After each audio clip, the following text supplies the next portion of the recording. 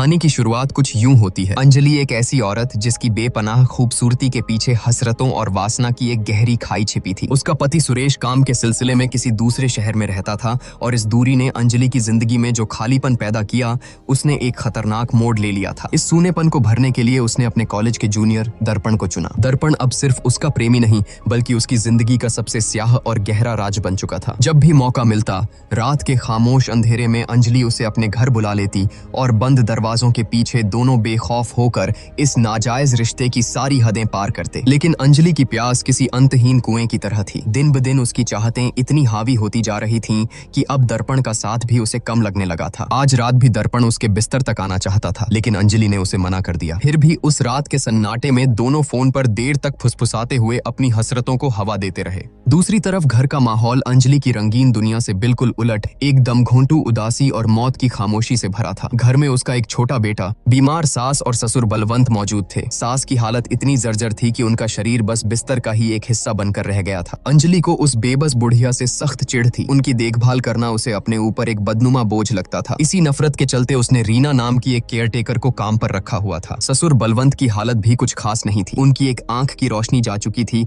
और उन्हें ठीक से सुनाई भी नहीं देता था। लेकिन अपनी पत्नी के लिए उनका प्यार इतना गहरा था कि अपनी तमाम कमजोरियों के बावजूद वह एक साये की तरह हमेशा उस बीमार औरत के सिरहाने जमे रहते थे। एक तरफ घर में बीमारी और बेबसी का साया मंडरा रहा था तो दूसरी तरफ अंजलि इन सब से पूरी तरह बेपरवाह थी। उसका दिल और दिमाग सिर्फ दर्पण के खुमार में डूबा था। कभी वॉइस कॉल तो कभी वीडियो कॉल। उसका पूरा वजूद सिर्फ अपनी हवस और एक छलावे में जी रहा था। शादी के शुरुआती दिनों में अंजलि ने एक आज्ञाकारी बहू होने का दिखावा बखूबी किया था लेकिन जल्द ही यह सब उसे एक बोझ लगने लगा। शादी से पहले उसकी अपनी एक आजाद जिंदगी थी, एक नौकरी थी, पर अब वह इस दमघोंटू घर की चार दीवारी में कैद होकर रह गई थी। उसकी इस घुटन को एक रात तब और हवा मिल गई जब केयरटेकर रीना अपनी तनख्वाह लेने आई। रीना ने बताया कि उसे कुछ दिनों के लिए गांव जाना है। अंजलि ने पैसे तो दे दिए लेकिन अंदर ही अंदर उसका दिमाग सुन्न पड़ गया। रीना के जाने का मतलब था उस बीमार और बेबस सास की सारी गंदगी अब उसे खुद साफ करनी पड़ेगी। अगले ही दिन अंजलि का यह खौफ सच साबित हुआ। जब वह और उसके ससुर बलवंत मिलकर उस बीमार औरत की सफाई कर रहे थे तो कमरे में फैली उस सड़ांध और बदबू ने अंजलि के पेट में मरोड़ पैदा कर दी। उसे इतनी भयंकर उबकाई आई कि उस दिन उससे ठीक से खाना तक नहीं बना। नफरत और गुस्से से उसका खून खौलने लगा। उसे लगने लगा कि वह एक ऐसे सड़े हुए दलदल में फंस चुकी है जहां से निकलने का कोई रास्ता नहीं है। इसी छटपटाहट से बचने के लिए उसने अपने छोटे बेटे को मायके भेजने का फैसला लिया। जैसे ही उसने यह बात फोन पर दर्पण को बताई, दर्पण की आंखों में हवस की चमक और गहरी हो गई। उसने फुसफुसाते हुए कहा कि घर में जितने कम लोग होंगे हमारी रातें उतनी ही बेखौफ और रंगीन होंगी। सन्नाटे में हम एक दूसरे के और भी करीब आ पाएंगे। उसकी बात सुनकर अंजलि के होठों पर भी एक कामुक और शातिर मुस्कान तैर गई। अगली सुबह अंजलि अपने बेटे को छोड़ने के लिए घर से बाहर निकली। रास्ते में नुक्कड़ पर दर्पण अपने दोस्तों के साथ खड़ा था। एक ने तंज कसते हुए कहा कि अंजलि में तो गजब की आग है। लोग कहते हैं कि उसकी कोई भी रात सूनी नहीं जाती, उसके कई मर्दों से रिश्ते हैं। तभी दूसरे दोस्त ने आग में घी डालते हुए कहा कि मैंने तो खुद एक आदमी को रात के अंधेरे में आम के पेड़ के सहारे उसके घर की छत पर चढ़ते देखा है। यह सुनते ही दर्पण के दिमाग की नसें फटने लगी। जलन और गुस्से से पागल होकर वह अपने ही दोस्तों से हाथापाई पर उतर आया। मामला बिगड़ता देख एक दोस्त ने उसे घसीटकर किनारे किया और समझाया कि इन फालतू की बातों पर ध्यान न दे। बात तो वहीं खत्म हो गई लेकिन दर्पण के दिल में शक का जो जहरीला बीज बोया गया था वो अब खामोशी से अपनी जड़ें जमाने लगा था। सच तो यह था कि उस दोस्त को अंजलि और दर्पण के इस नाजायज रिश्ते की भनक शुरू से ही थी। उस रात जब सन्नाटा गहराया, अंजलि ने दर्पण को अपने बिस्तर तक खींचने के लिए फोन मिलाया। इस बार दर्पण अकेला नहीं था, वह उसी दोस्त को अपने साथ लाया था। उसने दोस्त को बाहर पहरे पर खड़ा किया और हिदायत दी कि अगर कोई भी आहट हो तो फौरन इशारा कर देना। अंजलि ने पीछे का दरवाजा पहले से ही खोल रखा था। दर्पण दबे पांव सीधा उस बेडरूम में दाखिल हुआ जहां अंजलि हुस्न और हवस का जाल बिछाए उसका इंतजार कर रही थी। उसने दर्पण को अपनी ओर खींचा और फिर उस बंद कमरे की गर्माहट ने सारी हदें पार कर दी। लेकिन उस जिस्मानी खेल के बाद भी अंजलि की आंखों में वो खौफनाक प्यास और बेचैनी साफ झलक रही थी जो कभी शांत नहीं होती थी। तभी दर्पण की नाक में एक अजीब सी सड़ांध टकराई। उसने नाक सिकोड़ते हुए पूछा कि यह कैसी बदबू आ रही है। अंजलि की आवाज में एक अजीब सी चिढ़ और नफरत थी। बाई छुट्टी पर है और मुझे ही उस बुढ़िया की गंदगी साफ करनी पड़ रही है। उसके पास से इतनी सड़ांध आती है कि अब बर्दाश्त नहीं होता। फिर अंजलि की नजरें दर्पण पर टिक गईं। उसकी आवाज अचानक बर्फ की तरह ठंडी हो गई। जिस हालत में मेरी सास है वो बस एक जिंदा लाश है। बहुत तकलीफ में है वो। क्यों ना हम उसे हमेशा के लिए खत्म कर दें। अगर वो रास्ते से हट गई तो सब कुछ कितना आसान हो जाएगा। और वैसे भी उसके मरने के बाद मेरा ससुर भी उस सदमे में ज्यादा दिन नहीं टिकेगा। अंजलि के इन खौफनाक इरादों को सुनकर एक पल के लिए दर्पण की रूह कांप गई, लेकिन अंजलि के हुस्न और उस अंधे मोह ने उसके हर डर और जमीर पर पर्दा डाल दिया। हवस इंसान को किस कदर हैवान बना देती है,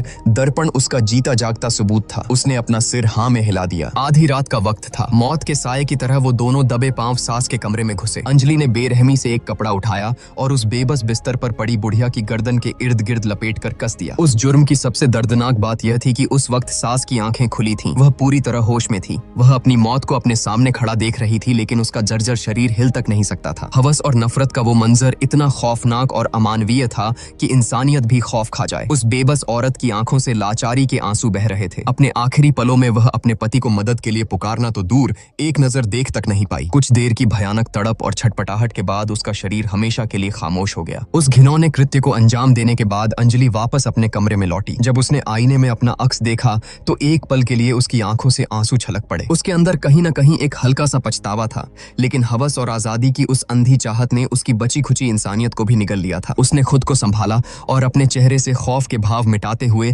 दर्पण से फुसफुसाकर कहा कि सुबह होते ही मैं रोना पीटना शुरू कर दूंगी। सबको लगेगा कि बीमारी की वजह से सासू माँ की मौत हो गई। किसी को हम पर जरा भी शक नहीं होगा। लेकिन अगले ही पल अंजलि के चेहरे का रंग उड़ गया। जिस कपड़े से उसने अपनी सास की जान ली थी वो तो उसी कमरे में छूट गया था। घबराहट में वह वापस उस मनहूस कमरे की तरफ भागी, लेकिन बिस्तर के पास वह कपड़ा कहीं नहीं था। उसका दिल जोरों से धड़कने लगा। वह दबे पांव ससुर के कमरे तक गई, पर वहां बलवंत गहरी नींद में सो रहा था। अंजलि ने खुद को तसल्ली दी कि वह बूढ़ा इंसान तो बहरा है, उसे क्या ही पता चलेगा। उसने मान लिया कि शायद हड़बड़ी में वह खुद ही उस कपड़े को कहीं रखकर भूल गई है। इस खौफ और दिमागी तनाव को दबाने के लिए अंजलि वापस अपने बेडरूम में आई और खुद को पूरी तरह दर्पण के हवाले कर दिया। मौत के उस खौफनाक साए और एक लाश के ठीक नीचे वे दोनों एक बार फिर अपनी उसी रंगीन दुनिया में डूब गए। जब उनका यह खेल खत्म हुआ तब रात काफी गहरी हो चुकी थी। किसी को शक न हो इसलिए अंजलि ने दर्पण को फौरन घर से बाहर जाने को कहा, लेकिन जैसे ही वे पिछले दरवाजे तक पहुंचे उनके होश उड़ गए। दरवाजा बाहर से लॉक था। घबराहट में वे दोनों मुख्य दरवाजे की तरफ भागे,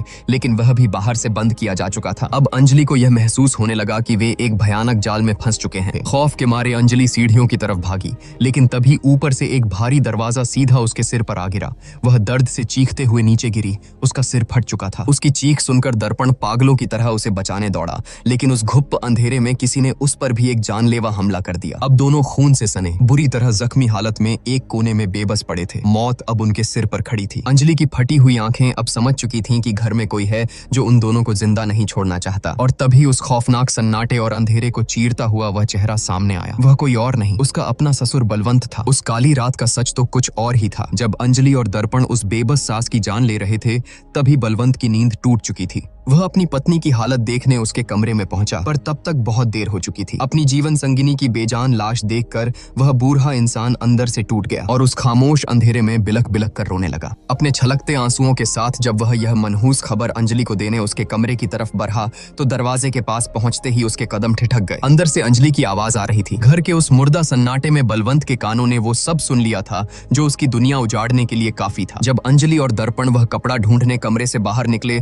तो बलवंत दबे पांव अंजलि के कमरे में गया। उसे यह जानना था कि वो अनजान आदमी है कौन। तभी उसकी नजर अंजलि के बिस्तर पर पड़े मैनफोर्स के पैकेट पर पड़ी। उस एक चीज ने सारा पर्दाफाश कर दिया। बलवंत की आंखों के सामने पूरी खौफनाक तस्वीर साफ हो गई। अंजलि का घिनौना नाजायज रिश्ता और उसी हवस की खातिर उसकी पत्नी का कत्ल। खून के आंसू पीते हुए बलवंत ने हत्या वाला वह कपड़ा उठाया और अपने कमरे में जाकर गहरी नींद में सोने का नाटक करने लगा। उन दोनों के कमरे से जाते ही उसने कांपते हाथों से अपने बेटे सुरेश को फोन मिलाया। सारी हकीकत बताते हुए उसने सुरेश को सुबह होने तक घर पहुंचने का हुक्म दिया। लेकिन बलवंत ने पुलिस को फोन नहीं किया, क्योंकि अब उसके सीने में इंसाफ की नहीं इंतकाम की आग धधक रही थी। उसी बदले की आग में जलते हुए बलवंत ने अपने ही घर को उन दोनों के लिए एक खौफनाक जाल में तब्दील कर दिया था और अब उन्हें बेरहमी से मौत के घाट उतार रहा था। खून से लथपथ दर्पण के दिमाग में अब सिर्फ एक ही बात गूंज रही थी, किसी भी तरह इस मौत के घर से जिंदा बाहर निकलना। लेकिन अंजलि, जिसका जमीर पूरी तरह मर चुका था, उसने दर्पण को रोकते हुए कहा कि अगर हम यहाँ से जिंदा भाग भी गए तो वो बुढ़ा हमें छोड़ेगा नहीं। वो हमारा सारा सच जान चुका है, सीधा पुलिस के पास जाएगा। अब बचने का सिर्फ एक ही रास्ता है, हमें बलवंत को भी खत्म करना होगा। दर्पण अंदर ही अंदर कांप रहा था। उसे एहसास हो चुका था कि वो हवस के किस खौफनाक और जानलेवा दलदल में धंस चुका है। दूसरी तरफ अंधेरे में छिपा बलवंत इन दोनों की खौफनाक साजिश सुन रहा था। गुस्से और इंतकाम की आग में उसका खून खौल रहा था। अंजलि उसे ढूंढने के लिए हाथ में एक लालटेन लेकर निकली, लेकिन बलवंत ने पहले ही उस चिराग के साथ मौत का खेल कर दिया था। जैसे ही अंजलि ने उसे उठाया, वह जोरदार धमाके के साथ उसके ही हाथ में फट गया। आग की लपटों ने अंजलि का एक हाथ बुरी तरह झुलसा दिया और वह दर्द से चीख उठी। यहीं पर उस खौफनाक रात का एक और दर्दनाक सच सामने आता है। बलवंत ने अपनी बीमार पत्नी के बिस्तर के पास एक इमरजेंसी बटन लगा रखा था। जब अंजलि और दर्पण उस बेचारी को मौत के घाट उतार रहे थे, तब अपनी आखिरी सांसों से लड़ते हुए उस बुढ़िया ने कांपते हाथों से वो बटन दबा दिया था। उसी अलार्म ने बलवंत को जगाया था और वह अपनी पत्नी की आखिरी पुकार सुनकर ही वहां पहुंचा था।